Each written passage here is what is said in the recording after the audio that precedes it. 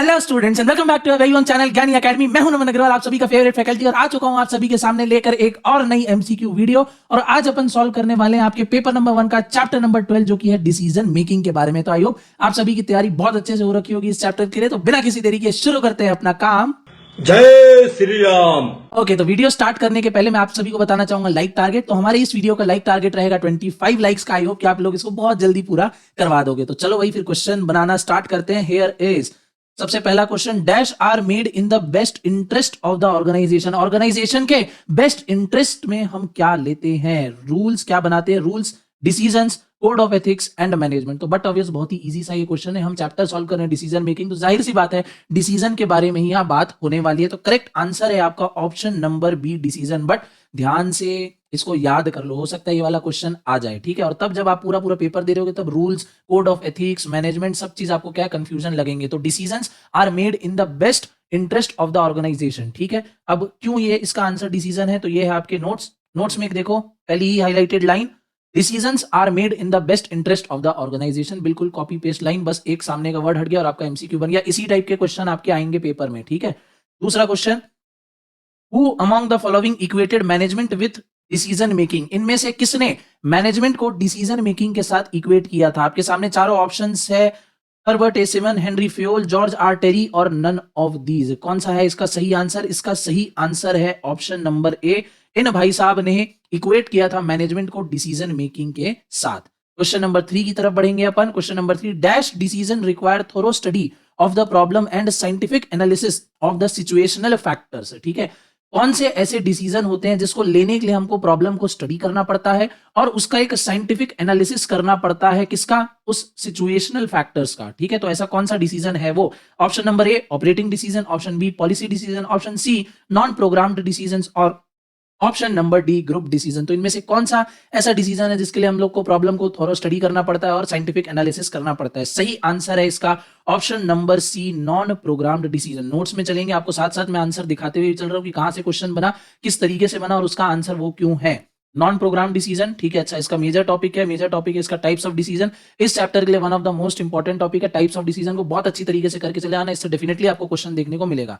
तो non program decision में आते हैं। Non program decisions require thorough study of problem and scientific analysis of the situational factors. Again copy paste line from your notes. आगे question number 4, the middle most step in decision making is. Decision making एक पूरा process है, उसमें कुछ steps आते हैं, उसका सबसे मिडिल मोस्ट स्टेप। अब मिडिल मोस्ट स्टेप मतलब क्या?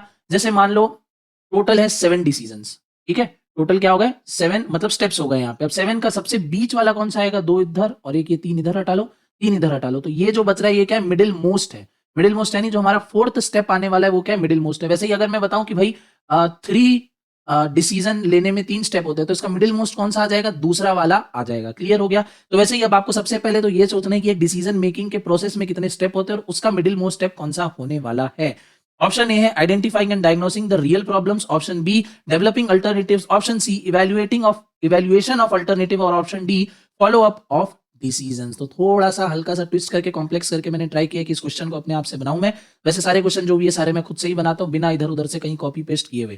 क्वेश्चन नंबर 4 इसका आंसर है option number C, that is evaluation of alternative. ये क्या है? मिडिल मोस्ट स्टेप है। मिडिल मोस्ट स्टेप क्यों है? तो उसके लिए नोट्स में आएंगे, नीचे जाएंगे, डिसीजन मेकिंग प्रोसेस। टोटल कितने स्टेप है? 1 2 3 4 5, टोटल 5 स्टेप है डिसीजन मेकिंग प्रोसेस में। उसमें मिडिल मोस्ट कौन सा आएगा? थर्ड वाला। देखो 5 है, 1 2 3 4 5, कौन सा आएगा मिडिल मोस्ट में?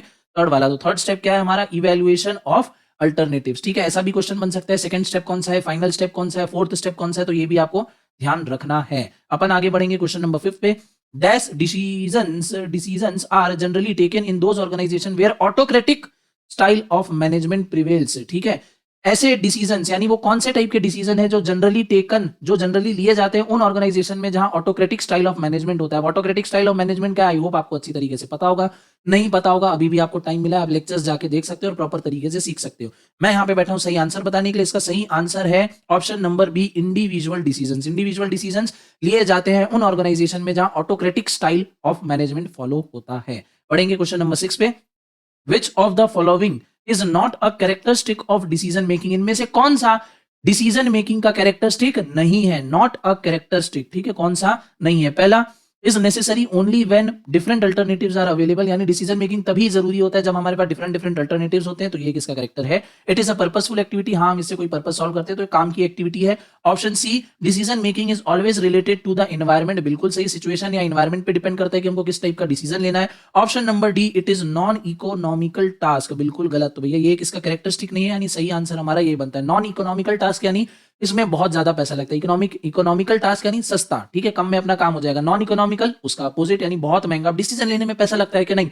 आपके सामने वीडियो ही आपने सोचा कि भाई मेरे को वीडियो देखने, डिसीजन लिया, फट से पैसा लगा, नहीं लगा। वीडियो देखोगे तो आपका ठीक है, इंटरनेट यूज होगा तब पैसा लगेगा। तो डिसीजन लेने का पैसा नहीं लगता, उस डिसीजन पे वर्क करने का पैसा लगता है। जैसे मैंने डिसीजन लिया भाई मेरे को यूट्यूब पे लेक्चर्स लेने हैं, तो इस डिसीजन का मुझे कोई पैसा देना पड़ा? नहीं। अब मैं यूट्यूब पे वर्क कर रहा हूँ, पूरा सेटअप मेरे को रेडी करना पड़ा, उसमें पैसा लगा, ठीक है। अब मैं मेहनत कर रहा हूँ, मेहनत भी लग रही है, पैसा भी लग रहा है, ठीक है। तो डिसीजन लेने का कोई भी पैसा नहीं लगता है। Decision making is a economical task, ठीक है, कोई बहुत ज्यादा पैसा इसमें नहीं लगना है, ठीक है। एनालिसिस वगैरह के लिए आपको लग सकता है, बट ज्यादा पैसा कब लगता है? जब हम उस डिसीजन पे एक्चुअल वर्क करते हैं। तो thinking of an idea is free but execution free नहीं है, ठीक है।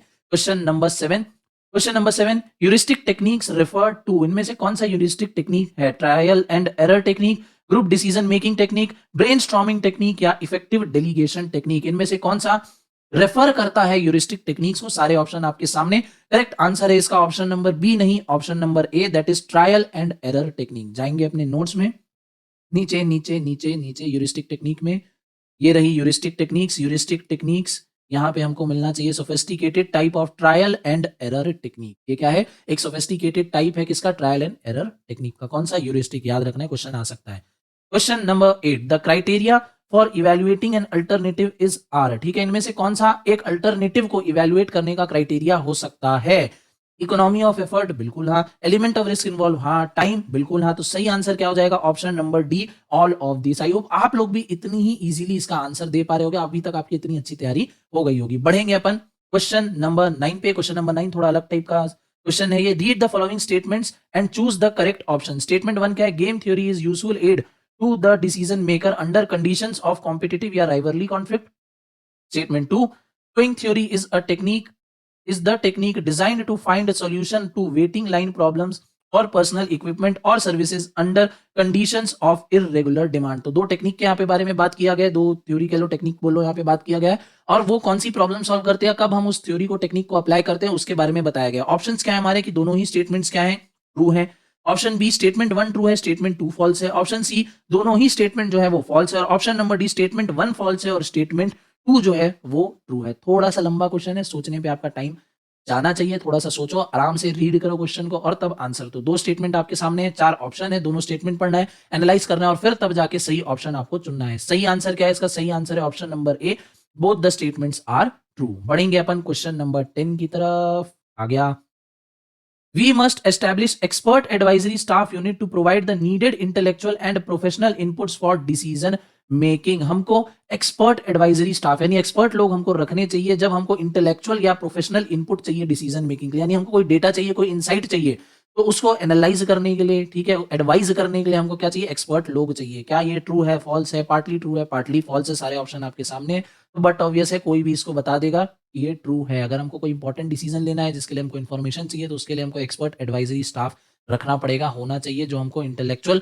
और प्रोफेशनल इनपुट्स देंगे रिगार्डिंग अवर डिसीजन मेकिंग, ठीक है। Question number 11, which among the following is not a quantitative technique of decision making? इनमें से कौन सा quantitative technique of decision making नहीं है? कौन सा नहीं है? A, creative techniques, probability decision theory, C, game theory, और डी है क्यूइंग थ्योरी। इनमें से कौन सा quantitative technique of decision making नहीं है? 4 ऑप्शन आपके सामने, आंसर एक ही सही होगा और वो आंसर है क्रिएटिव टेक्निक्स। नोट पे जाके दिखाएंगे आपको। क्रिएटिव टेक्निक्स इसके अंदर आता है, modern techniques of non program decision के अंदर आता है। वेरेज जो हमने ऊपर सारे भी देखे, ये decision theory, game theory, queuing theory, ठीक है, नेटवर्क टेक्निक, ये सब किसके अंडर में आते हैं? Quantitative techniques of decision making के अंदर आता है। अब कौन सी टेक्निक, कौन सी थ्योरी किसके अंदर आता है, उसके लिए मैंने आपको अपने नोट्स में ये जो ज्ञान मंत्र है ये दे के रखा है। देखो, modern techniques of non program decision, HP का कंप्यूटर, और quantitative techniques of decision making, QSN company का एलपीजी। इससे आप याद कर सकते हो कि कौन से टाइप ऑफ टेक्निक्स किस टेक्निक के अंदर में आता है।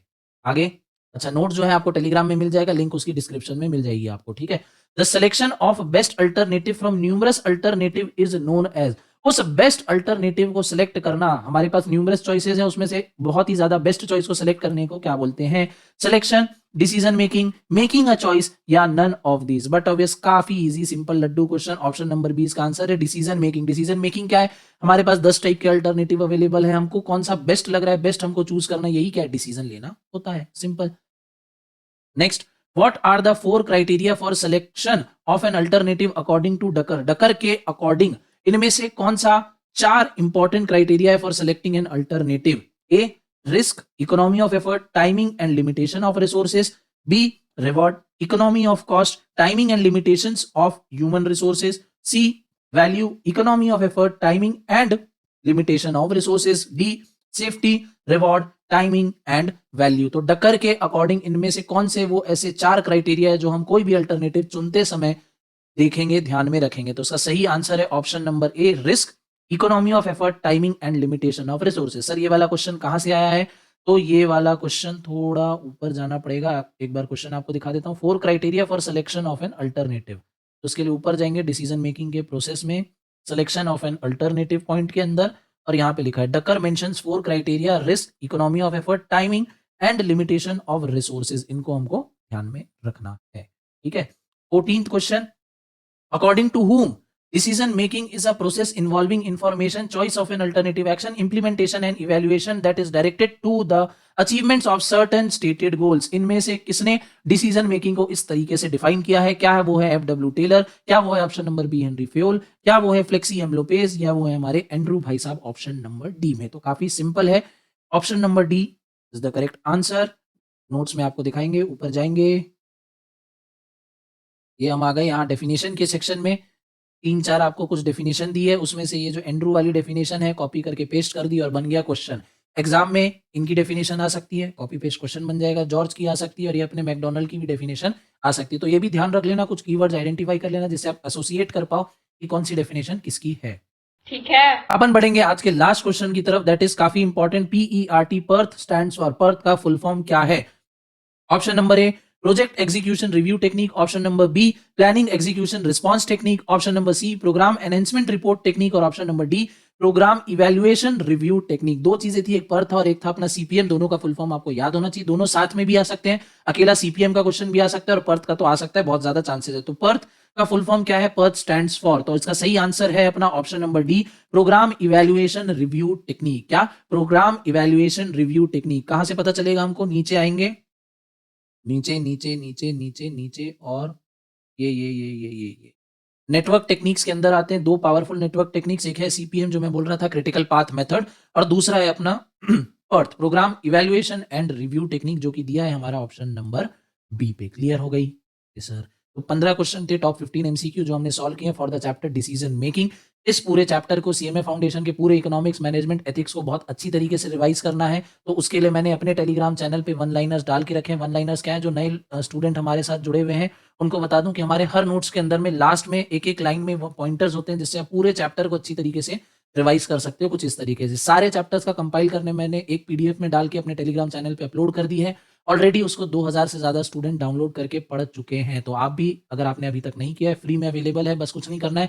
लिंक में टेलीग्राम चैनल जो है वो मैं डाल दूंगा डिस्क्रिप्शन में, वहां से जाके टेलीग्राम चैनल को ज्वाइन कर लेना और उसको डाउनलोड कर देना, ठीक है। इसी के साथ साथ इस चैप्टर का आपका स्कोर क्या रहा, सारे आंसर्स यहाँ पे नीचे तो आप मैच कर सकते हो। इस चैप्टर का आपका क्या स्कोर रहा, कमेंट सेक्शन में शेयर करना बिल्कुल मत भूलना। और also all the best for your exam.